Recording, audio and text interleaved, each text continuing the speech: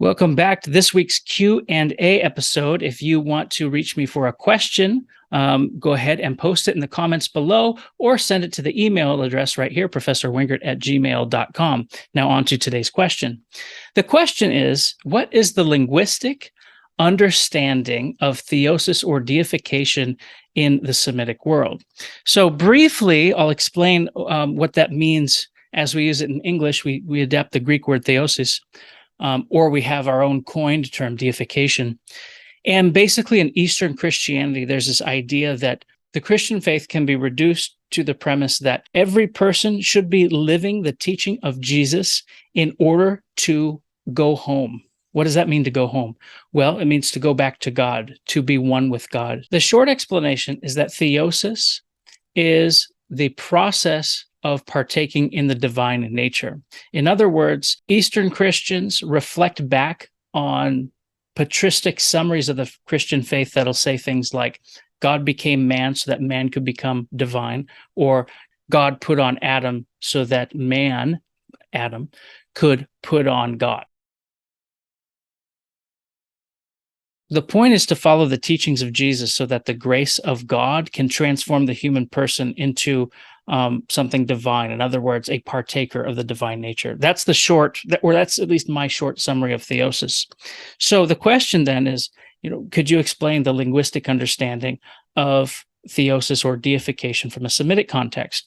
Well, there's two words that I'm familiar with that describe this summary of Christianity. The first of those is a direct translation from Greek, methalerhanutho.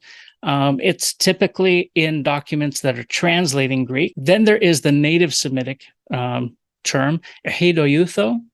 Ehidoiutho basically refers to the process of being unique, like the process of being uniquely solitary. What does that mean? Well, it means becoming the ehidoio, because in Aramaic, you would refer to Christ as the ehidoio brodaloho. He would be the English says only begotten Son of God, but really it's the sort of unique or especial, the special, especially unique Son of God, right? The singular Son of God. And so that singular idea is kind of how, it gets worked into the word only begotten in English. But really, it's about the process of becoming the only begotten. It's about the process of becoming Jesus. In other words, what a person experiences through his life, through his behavior, through his teachings, through his sufferings, and through his rising, that through these things, one can transcend one's personal state, right? One can improve, one can better oneself by taking off the old man and putting on the new man, in other words.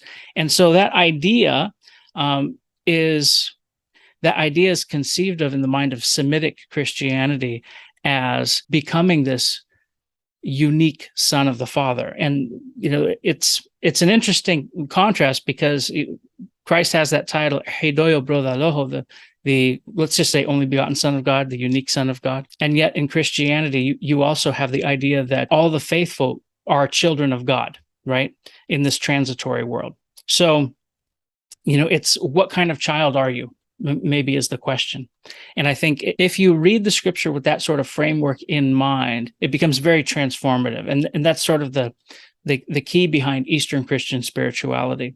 So those are the two terms, methalerhanutho, which is like a linguistic transformation of theosis, the process of, becoming divine, versus heidoiutho, the way in which one follows Jesus. I mean, it's the same reality. It's one is conveyed by Greek, the other is conveyed by an Aramaic term.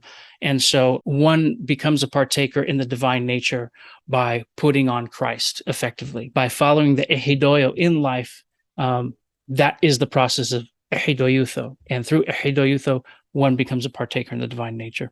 So I hope that answers the question. It was certainly a question that is already informed by a certain degree of theology.